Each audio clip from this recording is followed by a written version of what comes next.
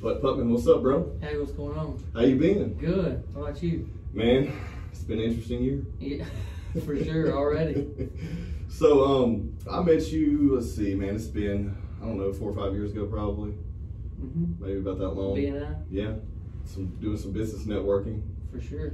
So you're from a small town in North Louisiana, like I am, and you've made a business and been successful and done all the things, man. So I just like to chat about kind of how you got kicked off into what you're doing and how you were growing up, and we can talk about some real stuff after that. For sure. So I grew up in a small town in North Louisiana. It's about 5,000 people. I think it's 6 or 7 now, and it's fluctuated. But my parents were in the janitorial business, and so we did a lot of residential carpet cleaning there. And so I just enjoyed interacting with people and actually getting results from what I did, and people being proud of you when you do what you do. And so I actually went to college after that and went into sales. We moved to Dallas for about 3 years, and I realized how much I liked what I did. I grew up wanting to get away from it, of course. I was with my dad, and I'm gonna get a real job. And once I got that real job, I wanted out. And so that's all I could think about is service. And so I actually bought a franchise in Dallas with Dalworth Carpet Cleaning, and so we did residential carpet cleaning, and Katrina hit in about, I think it was 05, in 05 or 06, and I really didn't know anything about the restoration business, but found out Dalworth had a branch. It's called Dalworth Restoration, and so when they talked to me about what they were doing, it sparked my interest.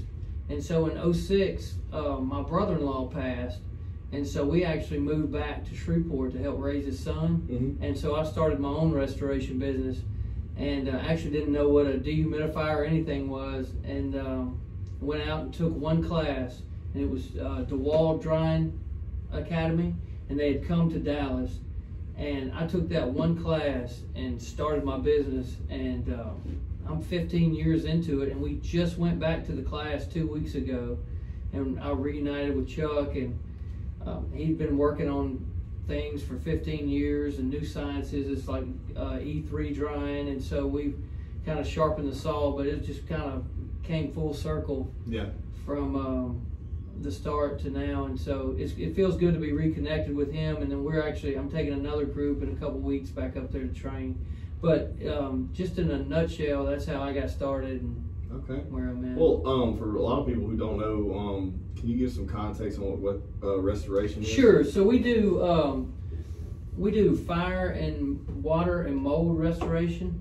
And so, like if a building floods, pipe breaks, clean water breaks, we do it for residential and commercial. I've done a lot of residential, learning the business and doing a lot of residential, but now we're into big commercial stuff as well. And so, also like if part of a structure catches on fire, we do like soot removal. We'll pack out all the contents, take it to our facility where we have ultrasonic cleaning, and also we have a state license for mold and like silica. Like if somebody tries to sand concrete not the right way, it actually has a cancer little agent in it called silica. And so we'll have to go in and we do and then we work closely with an industrial hygienist for silica, mold, sewer. So they'll actually run tests, protocols. We'll do the protocol, and they'll come back and make sure we did our job, clean, and make sure it gives us a seal of approval. So that's so you got into basically just the cleaning service, the carpet cleaning, and then it just grew from there. So my dad was in commercial cleaning, so oil field offices, banks, courthouses, and then we did floor. We always did floor work for like tile stripping and waxing, and then carpet cleaning.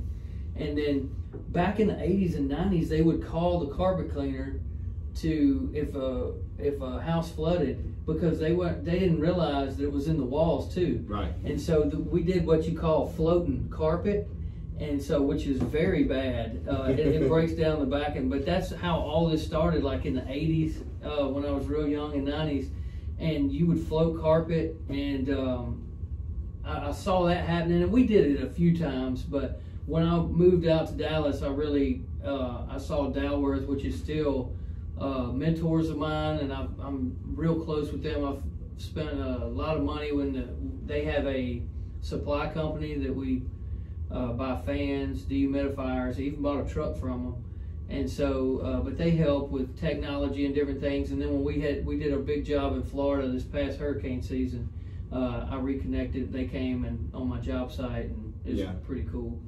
That's and he has something, because this past year we've had a lot of natural disasters, a few hurricanes back to back, and Big time, Texas and Louisiana, and you guys have been covered up with that.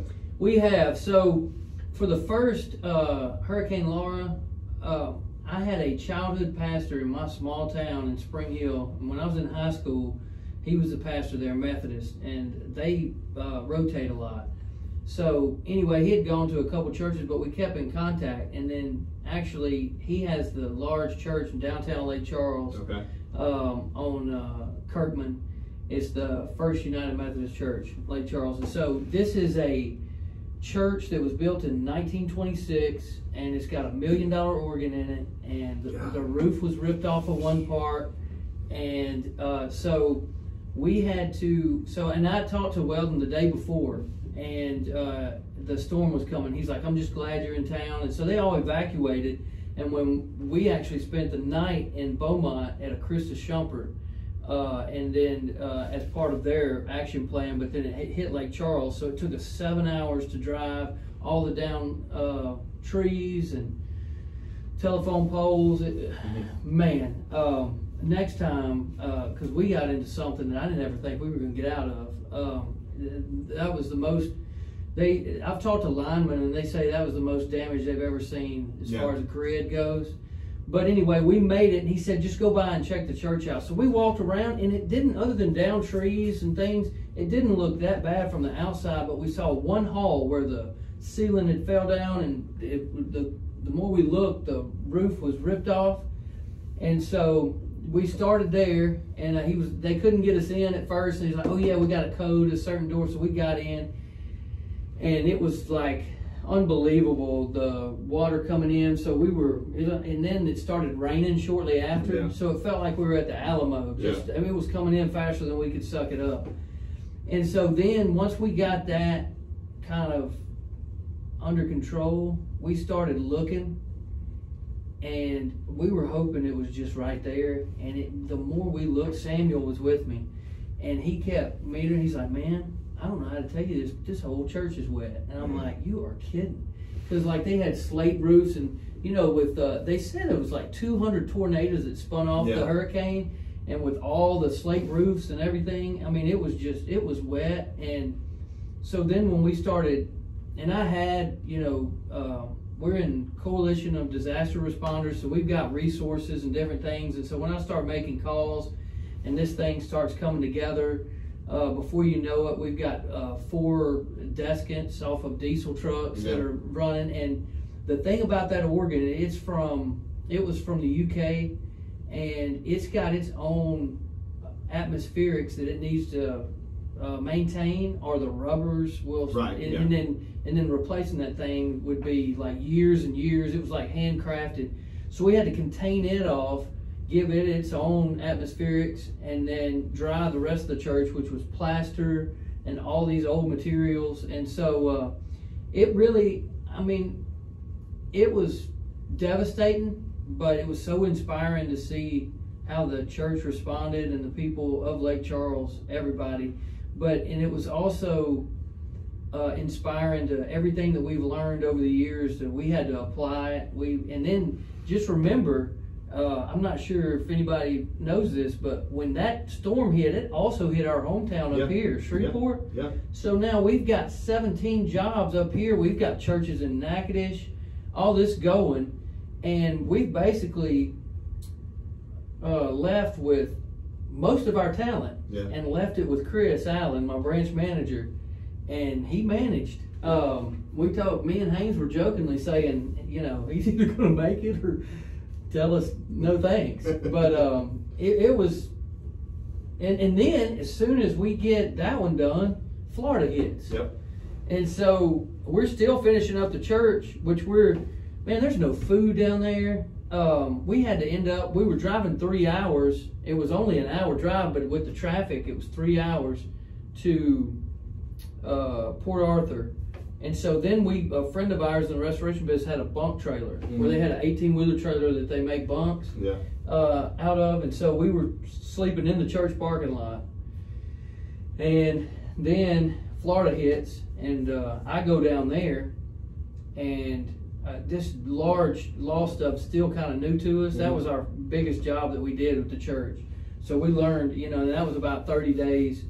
And I get down there, and I'm offered 2 big jobs at the same time, and I'm by myself, and I couldn't say no to either one of them. So I called back to Lake Charles, and so Samuel and Randall came down right then, and we dispersed, and they did 350 apartments, and we did 68 condo units in Perdido.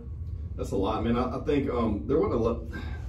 Being that COVID was going on, like right in the middle of all that, I don't think there's enough exposure on the damage in those towns like Lake Charles and stuff like that, that what it did to those communities and how everybody kind of come together and help. I just don't feel like we got enough exposure during those, things. But it's cool to see someone that's a part of, not it's your business, but on the flip side, you can, make a left turn real quick and run and help with disaster relief at the same time. For sure. And that's why if you're in this business and been in it a while, it's just because it's perfect for me. I love it. We can talk about it later, but I love doing mission work too. But it's like you're coming to people's rescue, and so the more we know and the more we can put ourselves in their shoes, the better off we can be. It's rewarding for sure. Well, tell me, so how did you realize that you would be passionate about something like this? And of course, it's like you run into a family business, you start doing that. But like as a kid, or when did you make that transition to where you realized that you were passionate in helping others? So I don't know if y'all have ever read Love Languages, the 5 Love Languages. That's a marriage thing, but I've heard that mentioned, but I haven't read it. So there's love languages, and once you find out yours, it's so funny. Mine's words of affirmation. Okay. So when I come, me and my dad, we were still at his business, but it was Christmas Day, and somebody calls with a flooded house, and we just put our dinner to the side and went. And the love you get from coming to help somebody is, to me, that's what fills my love tank. Right. And so I knew from then, and then not realizing it, going to retail in Dallas and saying this isn't for me. I realize now, since it's something that I don't like to do, I know that I'm passionate about it. So and then I was in this business probably 5 or 6 years and decided I was going to venture off into what would you call that? The hospitality, or AKA a bar? Yeah, let's talk about that real quick. How did that happen? So basically, met a friend that wanted to go in the bar business, and then I had another friend that wanted to invest. Okay. And so I just hooked them up, right? Yeah. And I'm walking out, and they're like, Especially my old buddy Kyle. He's like, no, if I'm doing it, you're doing it too. My wife was out, but I ended up doing it, and it taught me so much, and the main thing it taught me was to stick to what you're good at. Yeah. And a lot of other things. I mean, that was probably the lowest part of my life before it was all said and done, and almost cost me my marriage and things like that. But then it really made who I am right now too. Well, that's something like that's an interesting business, especially in the past year and a half now that they've been hit really hard. But I feel like it's funny because I didn't know so just to give some context real quick, I typically give my guests alcohol or some kind of gift, and you called me because I said, hey man, what do you like? I always like to bring something cool, and you're like, man, I don't drink anymore, and this is why. And I was like, okay, well shit. But it's interesting because I saw we have some mutual friends. Like if you look at through social media and stuff, I'm like, how is this guy who seems like such good of a guy, so straight laced, has some of these mutual friends that I know that I used to party with and stuff? Like, how does he know them? But that makes sense, but it's cool because that world is entirely different, but I still respect people who are able to operate in that world and make it work. For sure. You know what I mean? But yeah, let's talk about that a little bit. So how did you, when you got into that and you were having... Okay, so it was kind of mixed with Kyle and Ryan and how we were buying Strange Brew. Yeah. But it was one of the best venues at the time, and I was in a band. Okay, so music. And so yeah, right. And so then I got to, good thing about it is I got to see some of my favorite bands. They would come and play, and but other than that, it was just neither the bar or the musicians make what they should. Right. And so then it turns into a cash grab, and it taught me a lot. And I realized that the business I was in, it was all about the long-term relationship and different things, and so it just made me appreciate it. But for the people that do it and do it well, there's nothing but respect from me, because they work really hard. And Trey, that has it now, it breaks my heart to see they have to close and different things, because he works so hard at his craft and that place, and it's a booming business. Yeah. Well, so those things are. It's funny you said that, because you have the you have people that are giving away free alcohol all night long. You know what I mean? You have people that are stealing from you. Basically, that's just the industry it's known for. Right. And then you can't get good talent a lot of times, and when you do, then you can't pay them because you have so much money going out of each door. You don't know where it's going. It's just it's a crazy ass industry. And then you can get real fired up and watch Bar Rescue like we did. and we weighed the alcohol to the ounce. Yeah. There's always a way. Yep. There's always a way. And you have those career bartenders. They know how to get around that. For sure. Yeah. There's no matter what you set up, if you're not there with it. Yeah.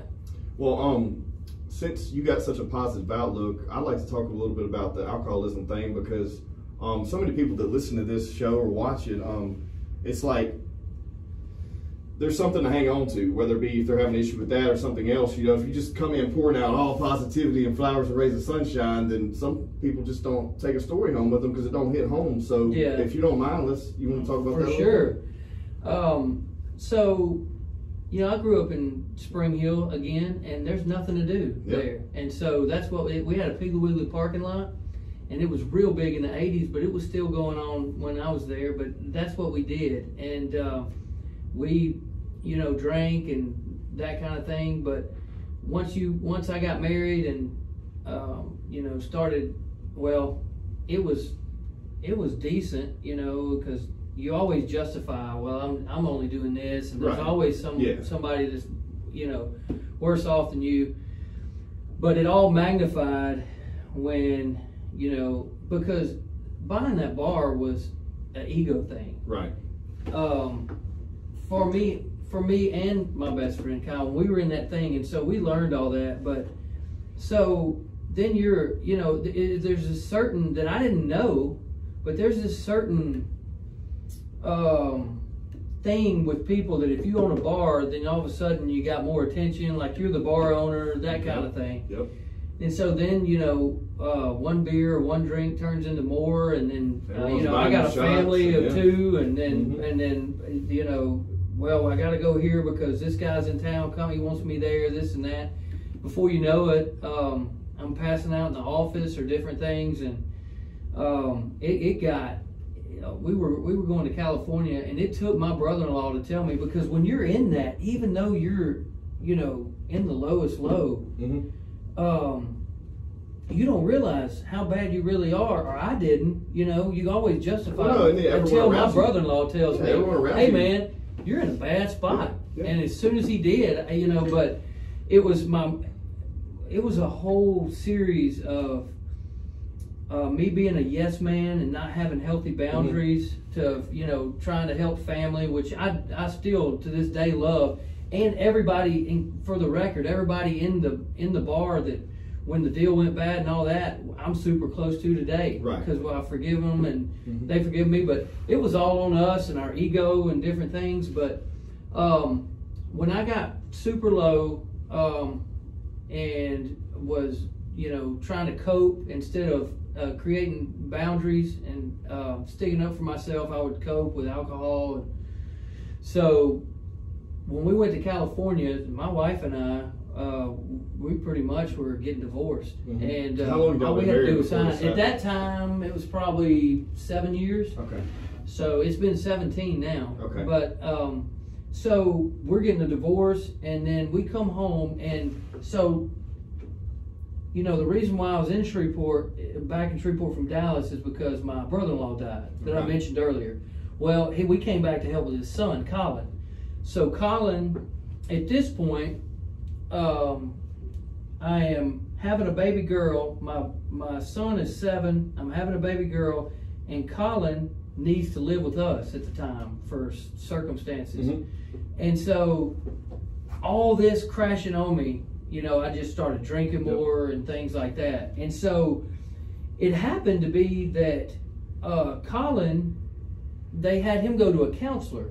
And so he went for a couple times, and then they said, well, we need his guardian or father figure to come one time so we can just get some things straight. Okay. So we went, and there was a counselor named Clint Davis. I don't know if you know him. No, I don't. All right. So we sat there, and it kind of blew my mind. And you're from the same parish I am. We usually look at people that go to therapy as weak. Yeah. But that is the opposite. Yeah, it's a different thing, man. So I'm like, I'll go for Colin. So when I went, it blew my mind. Yeah. It blew my mind how Clint was talking, and so I pulled him to the side. I said, "Hey man, can I come by myself?" He's like, "Sure." And he worked at this spot. I forgot what it was called.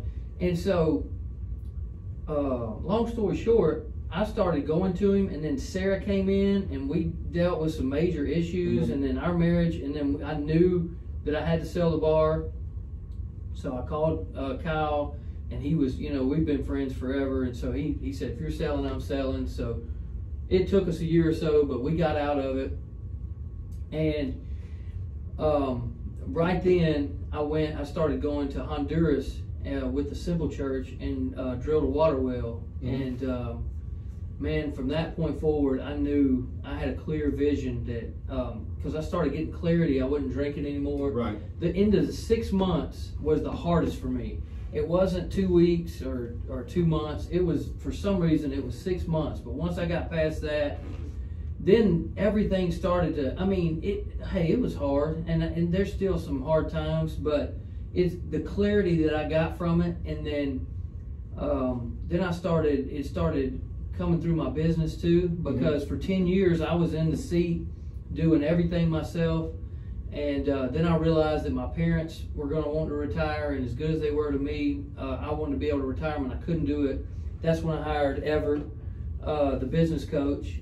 He comes here to Cohab too, and then he said, you got to get out of it. You got to build a team of people that can help you. You can't do it. Because I wore a seat out of a van doing it myself. And so, but that clarity and that low spot in my life gave me drive to want more for my kids, and, to be a solid, role model in their life. And if they do something, it's not because they saw me do it. My son was 7 or 8, he's 15 now.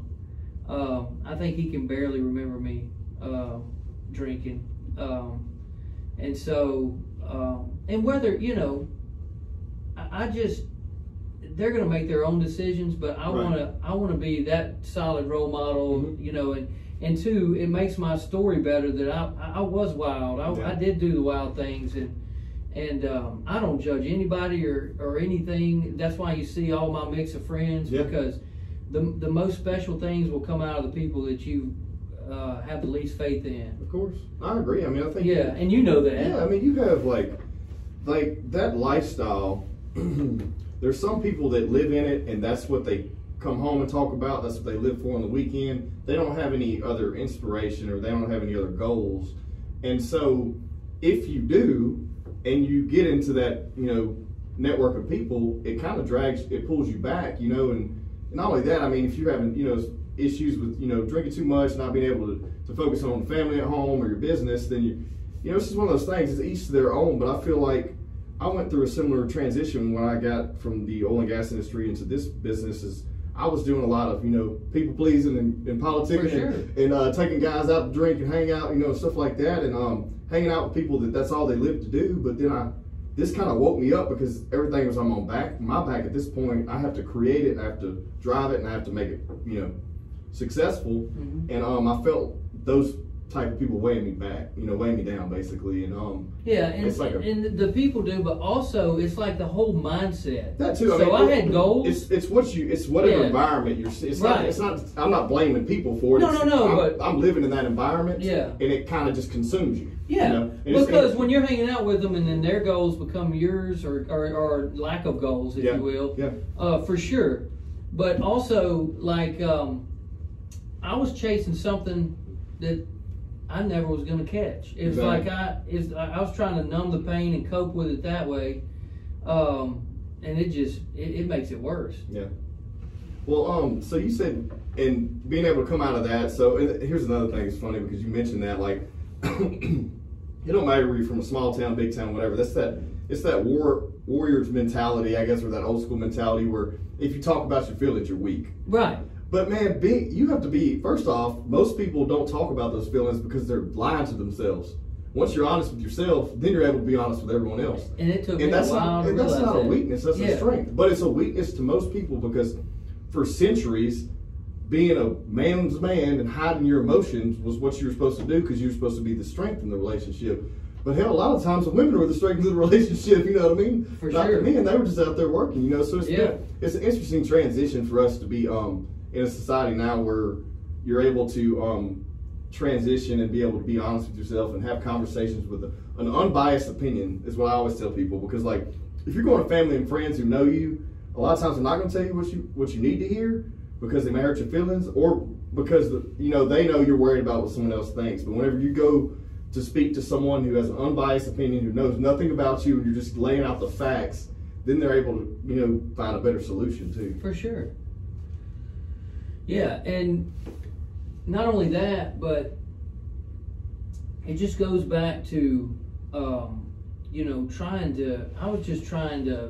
I had family and different people that I was trying to take care of instead of instilling, you know, protecting myself. And so if you string yourself out for other people, a lot of times you don't have anything left. No, man, you got to work on yourself first, and that's where you see that happen a lot, where it's like someone's doing something for everyone, but if they're not doing something for themselves, it's going to eventually burn out, or they're going to turn to some kind of relief, whether it's alcohol or something else. You know what I mean? And that's not, I mean, hell, I drink, but, you know, sparingly now, but I remember there was a time where I was doing it 3 or 4, you know, nights a week, and, you know, that's a little much, you know, when it's multiple shots and drinks, not just you know, not just a glass of wine or a glass of whiskey here and there.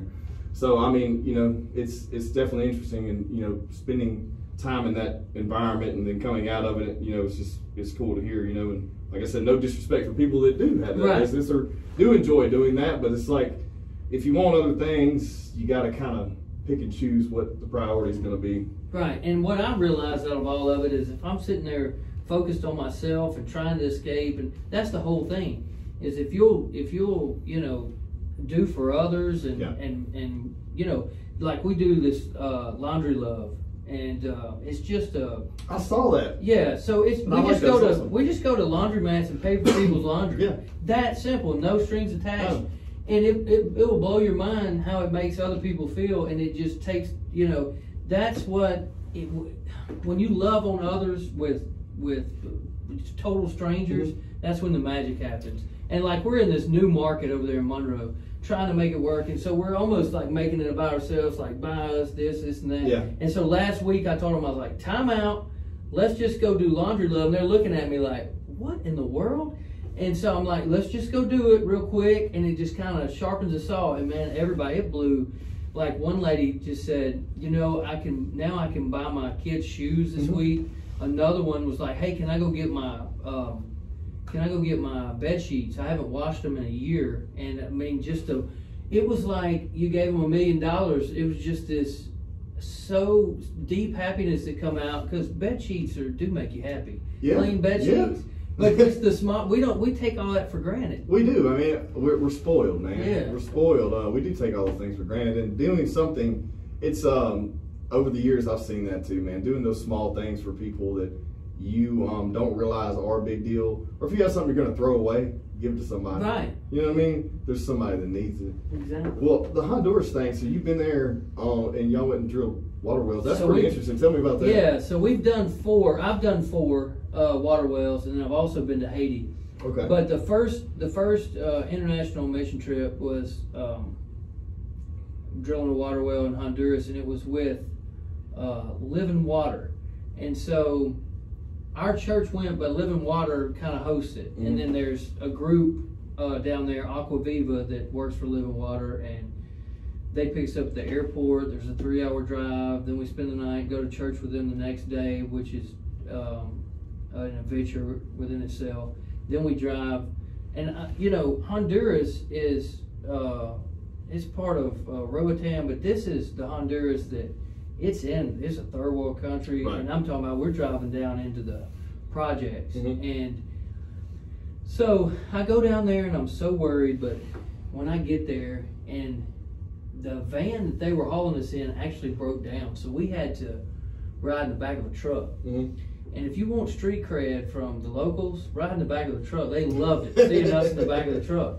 But there was this calm, just overwhelming feeling that came over me that this was what I was supposed to be doing and it's the right thing. And so then we go down there and we create these relationships with the people that we're drilling with. Right. And so then we go back year after year. I think our church has been 10 times. I've been 4. But now, like Dennis and Emilio and all those guys, they're like family. And so the last 2 years ago or last year, Living Water pulled out of northern Honduras, and went to southern Honduras. And so that's leaving, and you can't just find jobs down there. There's it's almost none. And so now you've got our people that we've got this unbelievable relationship with that can't wait to see us again. And they know, you know, you think that we have problems, but when you go down there, you know, you go down there to help them, but they help you. Yeah. And so now all of a sudden they're in a bind. So when I come back, I'm racking my brain like there's something we got to do. So then I talked to Dennis, and he's like, well, hey, I like what you're saying. Talk to Julie. So I call this Julie lady that I've never met in Wisconsin. Mm-hmm. And she don't know how, but she is starting her own, it's called Honduras Well Projects, that's going to take the place of Living Water in that region so they can still do their thing, because there's still a lot of needs to be met with water. Mm-hmm. And so, I mean, even though with COVID and everything else, they've managed to get trucks, little small rigs and different things, and we're trying to get down there in a couple weeks to drill the first well with them. That's awesome. But that's been, and it's been tough with, and then they just got nailed with 2 hurricanes. Yeah, they were huge. And that's another thing, man. We don't get to hear about those things. You know, Right. It's like all this bullshit politic talk 24/7 and negativity, and there's like not enough exposure for being able to reach out and help causes like that. I agree. And that's something that, well, so tell me about the culture there. You met the people that you work with, but what about like the actual, So it's, citizens? the people are so beautiful, and usually where we drill is either at a church or in a community. So the first time I did it was in a community, and you do this, you drill only about 100 feet. There's wonderful water right there, and then we do everything from the ditch to drilling it to hitting rock to having problems to busting lines, and there's not part stores down there, and then getting done, and it's a hand pump that's easily maintenance, and so we did it there, and then we did a church, and then this one of the times, I think the 3rd time, we did a school, and my wife went with me the 3rd and 4th time, and that school with the kids, and they'd come out. When they'd come out, we'd stop and play soccer and different stuff it's just it's it's, to me, it's better than a leisure trip, because I've been to London and Paris, but man, when you go down there and you actually do it with your own hands, drilling these water wells, the love they give you, they cook for you, they love on you, and even if we can't speak the same language. And this last time we went, it was a community, and we're sitting there, and the guy is sitting by us, and he's like, "Where are y'all from?" And he can speak English, and I said, "Louisiana." He's like, "Where at in Louisiana?" And I said, "Shreveport." He's like, "You already drive." And I'm like, "How in the world?" He lived up here, and his son and grandson is here. Okay. And so it was like this big, and then they would do like desserts, burritos, and different things, and it was almost like you would have a barbecue here. Yeah. And it's so special. And then you go down, you have to go haul water, the drilling water that you use to drill with, from the creek, and so you ride in the back of the trucks and fill them up. And anyway, I'm just passionate about it. Yeah. And then we went to Haiti, and we passed out 2,000 chickens there, and I would be hard pressed to find a more impoverished place than Haiti. Yeah. It is awful, like skyscrapers of trash and hogs hitting it in the cities, and I mean, just it's. But yet, I love the people there too. And we have this town that we sponsor. It's called Bousquet, and it's on the lower Crab Claw. And they got hit by a hurricane, and so they have all their houses got destroyed, and they basically just have like Samaritan Purse tarps that they're living out of. And so we went and just talked to them about like building an economy, and like keep a few eggs, but then sell some, and then somebody have eggs, somebody do this, somebody do that, mechanic. And we just try to talk to them about that. And COVID's stopped all the traveling for now, but I hope to get back on the plane and get down there soon. Oh, and in Haiti, we got to sponsor our kids as we met them. Okay. So instead of just like in the mail or something, when we met kids, I've still got 3 that I've been sponsored for 2.5 years. But you meet them, talk to them, and then you sponsor them, and so that's super special. Yeah, I mean, it means a lot more than just giving money to an organization you don't know where it's going. For sure, and they're writing you and talking about things we did. And well, so it's funny, the language barrier, like you said, like gratitude has no dialect, basically. Like if you're doing something, it's easy to tell. You don't need to talk about it, but. Like, what is the reason, because I'm not educated on this, what's the reasoning of the water shortage there, and, why is that not something they can do? And I mean, it's great we're relieving them, but like, what's the, how does that work? So I don't want to get, there's all kinds of speculations, but it's just different ran governments and different things.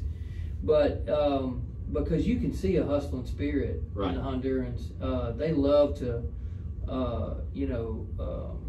trade and barter and all that stuff. They're true entrepreneurs, you can tell, but it's just the resources aren't there. Gotcha. And but it's getting better.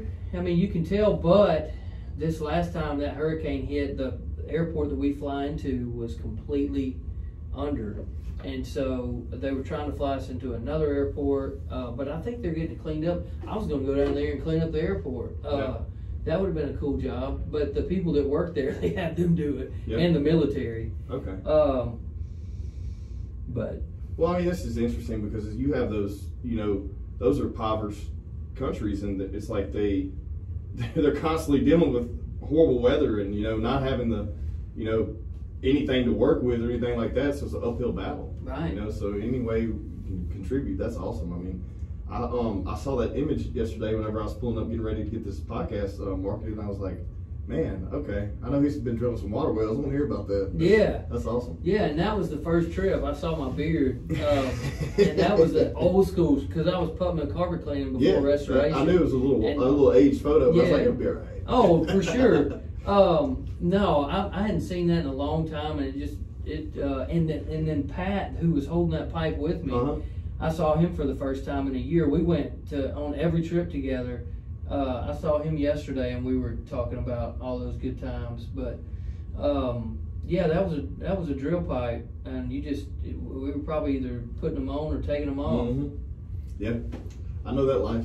Yeah, That's a throwback right there.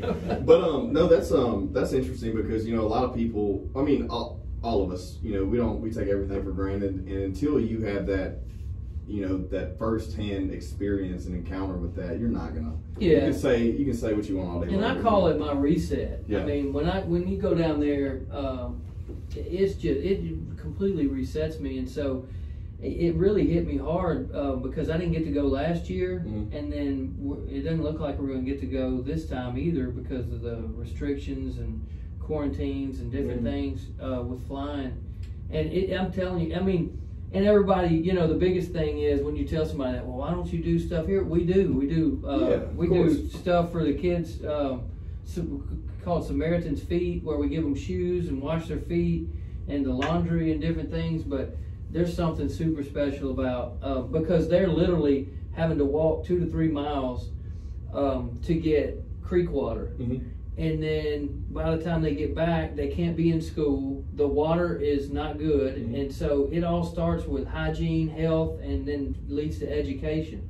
Once you drill those wells, which we've got them at schools and churches down there now, then they can be in school. They don't have to go get water for their family. It's just amazing. Well, how does that, just because you sparked my interest here and I want to give some more context on that. So how does that distribution work? Like, so if you drill one well, how long will that last, and how much are they able to get? Yeah, so these things, they have a huge water table, and I don't even know if that's correct scientific word, but it's all around 70 feet. It's not deep at all, and so they just have little trailer rigs that we drill.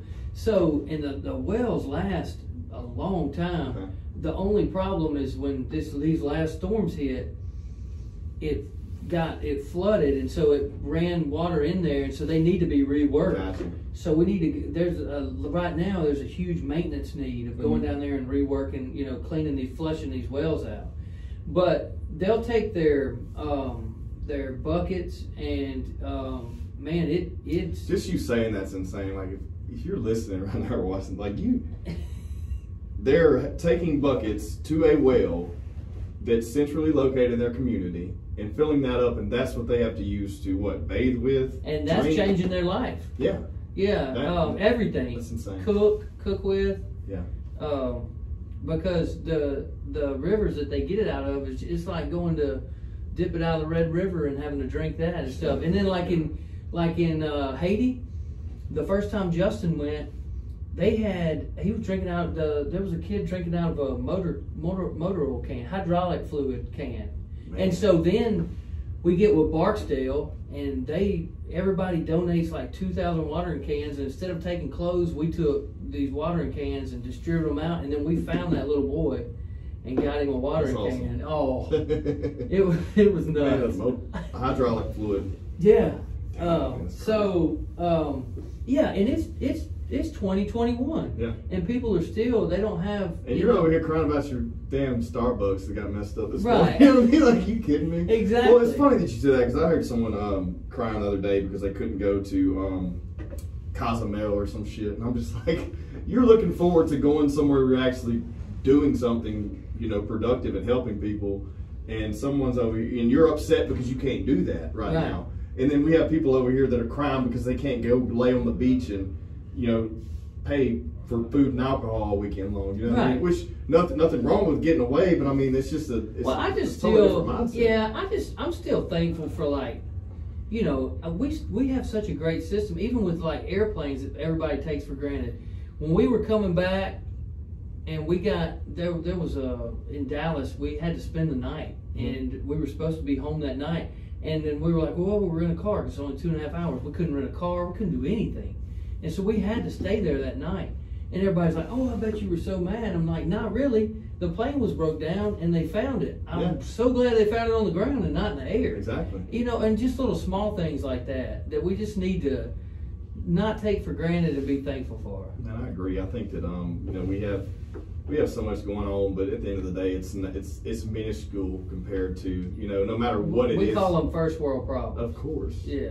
That's what they are. They're not real problems. And you're dealing with third world problems. Yeah. You know what I mean? Like, that's real Right. shit. You know, that's crazy.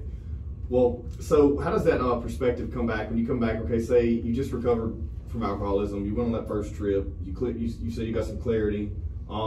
You come back, bring that back home. How do you disperse that energy among? Well, you know, at first, all my fellow homies out there that's quit drinking, the big question is, what am I gonna do? Yeah. I mean, and that's one of my partners that I drank whiskey with. That's what he asked me. What are you gonna do? Yeah. And I said, I don't know. But you find, I mean, then you're thinking, man, all that time I wasted. You know, it's a lot of time, a lot of money, man. I wish I had all that back. And you had mentioned that you wanted me to mention something about my car. Oh yeah, we talked about that. Yeah, we gotta get into that real quick. Yeah. So the problem is, you know, I flew under the radar. I'm doing all this mission work, selfless stuff. Well, I had a dream since I was 13 in a small little town. I got Lowrider magazine, fell in love with it, fell in love with the Majestics out in LA, and it was just something about it. And so, of course, I couldn't afford one, so I had a Lowrider bike, only guy in town in Springfield that had a gold Schwinn. Country white boy. For sure. And I mean, you know, but it was amazing the cultures you could bring together just by, you know, doing something outside the box. So fast forward to me being 40 and going through a midlife crisis. I told Sarah, I'm like, I think I'm ready to go out. She's like, hey, I'm tired of hearing about it, and you deserve it. Go out there, you know. So I met this guy named Long Beach Lloyd on Instagram, and I started following him, and I was like, man, I need to come out there and cruise. And he's like, anytime. And I'm like, really? So long story short, I went out there, and he buys and sells lowriders. Yeah. And his two were too nice, and so, but he was selflessly like showing me all these, and I spent like 5 days out there. Well, when I realized that it was going to cost more to build one myself, then I actually bought one from him, and we've been close friends. But then bringing it home, it like goes against everything. So now I've got this flashy car. Yeah. And now I'm seeing people that don't like me because they're kind of jealous of me. And you hear the 90s rappers always talking about haters. Yeah. And I'm seeing it firsthand. Yeah. And it's hard for me. And then I'm thinking I'm selfish because I've got it, because it is pretty over the top. And so I have to but it taught me so much. And, you know, the main reason I got it is because that's what I love, results and what I do. And so I love to polish on it and different things and transition it. And I love having my own little car social page because that's what other people do. And it's just like this own world. But I've had to get used to, you know, when I got it, then I wanted to sell it because I didn't want it to be like all eyes on me kind of thing. But then I just had to embrace all of it. It's your passion, man. It's like one of those things. It is, but at the same time, it sends mixed messages to people. But then they're getting messages that I'm not really sending. Yeah. You know, exactly. So yeah, they're judging, and so it's this whole different. It's one of those things, man. At this point, I feel like at this point in your life and everything you've done already, and still so much more to do, that you don't need to worry about what everyone's thinking. But I was determined I was going to find a way to serve with it. And like when me and Justin ride in it, you bring smiles because there's not any lowriders. You got the hydraulics, you can bounce it. Man, and the little kids, every time they ask me to hit the switch, I'm going to hit it. And it just brightens people's day. So, what was that, Impala? 63. 63 Impala. Cool. Yeah. And you guys, there'll be some links up, you can see it, but it's pretty nice. Yeah, and now I've got a 58 Impala, and it's all original. And my grandpa started selling Chevrolets in 58, so I named it Kelsey after him. And it's the first year they made Impalas, but that's my thing, from 58 to 64. Hopefully one day I want one in each year. Yeah. But that's the sweet spot for me. I mean, I think I'm a car guy. I grew up. I thought I wanted to be a mechanic until I got into that right after high school, in between my oil field stint, or right before my oil field stint, I guess, in between pipeline and drilling. Yeah. And I got to do it and realized that there wasn't much money in the mechanic business. Sure. So now it's like I enjoy building them, flipping them, buying them, you know, messing with them. But that's one of those things, man. I mean, I feel like you can do as much as you want for everyone else, but you still got to give yourself a treat. For sure. And the most special thing about it is I mean, me and my dad were close anyway, but he loves the old cars, and so when we go to shows, and he just like kind of takes over, and it's been super special for us to do that. Yeah. That it just brought us that much closer. And you've been able to do some like distribution and something like for the community, right? And y'all do something with the car? Yeah, so we were doing it was a food box distribution. Okay. And my family it was 3 different spots. And so we just got in the Impala and rode around, and my wife said because Impalas don't have any shock. I mean, the hydraulics don't have any shocks. So she said she almost threw up when we got home. But we had a big time with it. And of course, when you're delivering boxes, you need to hit 3-wheel motion. Oh yeah, dude, that's one of those things. Man, that's got to be interesting to see. Yeah, I was really surprised. I'm glad you mentioned that because we got into a hole there talking about something else. But when I saw you pop up, and I was like, look at this dude. Look at this dude posted up in a lowrider group and hanging out, and I was like, man, that's crazy. But I mean, it's cool to be able to talk about something you're passionate about people don't know, because there's a lot of things we are almost self-conscious about. We don't want to share with people because we may be worried about what other people think, so that's cool too.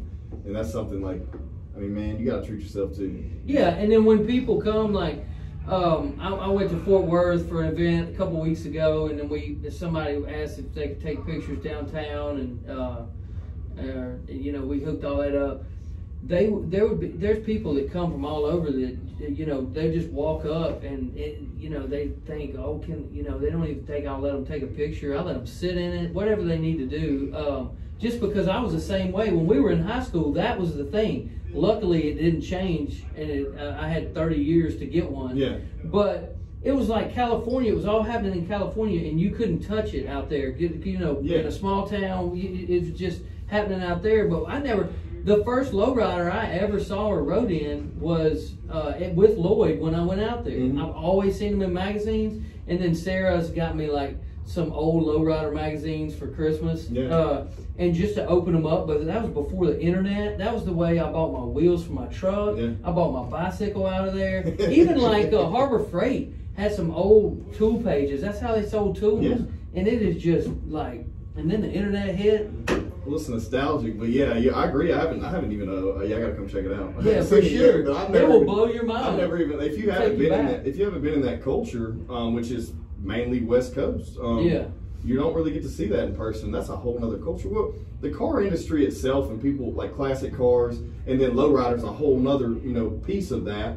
It's something, it's nostalgic, but it's like family, it's a community. Oh, for sure. We had a chance to participate. I judged a car show a couple months back, and I didn't realize how broad that community is. And how people come from all over the states to one central area just to show their vehicle off. Oh, yeah. It's pretty cool. Yeah, and so California is the big scene, and of course there's New Mexico and Arizona, but other than California, the biggest scene is Japan. Really? Yeah. For lowriders? For lowriders. And it's all American muscle, Chevrolets, you think about it, 59s. Tokyo Drift and stuff. Yeah, no, man. Okay. And they even got the Compton hats and everything. Nice. That's awesome. Well, look, dude, we're over an hour now, I think, but we're going to have to do another one. For sure. We're going to have to do another one, man, because we got so much more to talk about. But I appreciate you coming on. Oh, today, for sure, man. It was fun. I was kind of reluctant because I do go down rabbit holes. Oh, but man, you chased me right down with me. It's so all good, appreciate man. it. Is there anything, any final thoughts you have or anything you may want to plug before we get done here? No, I'm good. You got any words of inspiration? Anybody struggling with something? Maybe it's a drink, or maybe it's finding their, Yeah, man. My thing would just be, it's not about me, and it's not really about you. When you make it about you or yourself, then it's you're just endless hole of self-pity and things. But we all have something to live for, or something to love on, or somebody needs us, and when you focus on that, that's when the magic happens. And it's not really our whole theme at church is it's not about us or not about ourselves. It's about serving somebody else, and we do that with our business too. And it's amazing how far it's taken us. Yeah, that's what I mean. Because religion's a crazy thing. Because people get in I'm not a fan of religion. Well, people get in a side over here where you have to push this on someone and this and that. But what I like about what you guys are doing is that it's all about helping someone, and you don't have to get wrapped up in that one verse or sermon. Period. You know what I mean? Yeah. And the thing is organized religion is its own battle and its own, like when I, sometimes when I grew up, it was like a fraternity or different things, but it's all about just, you know, outside the box. That's why the place I go will never have a church, because when you have that building or something, you seem to focus on that. It's all about missions and loving on people, the least of these, and reaching out. And when you do that, it's not, the gift's not on them, it's on you. Yeah, I agree, man. Well, thanks for coming on today, man. No doubt. Shut it down with that. Everyone, Enjoyed it. Putt Putman. Everyone, please subscribe to the podcast.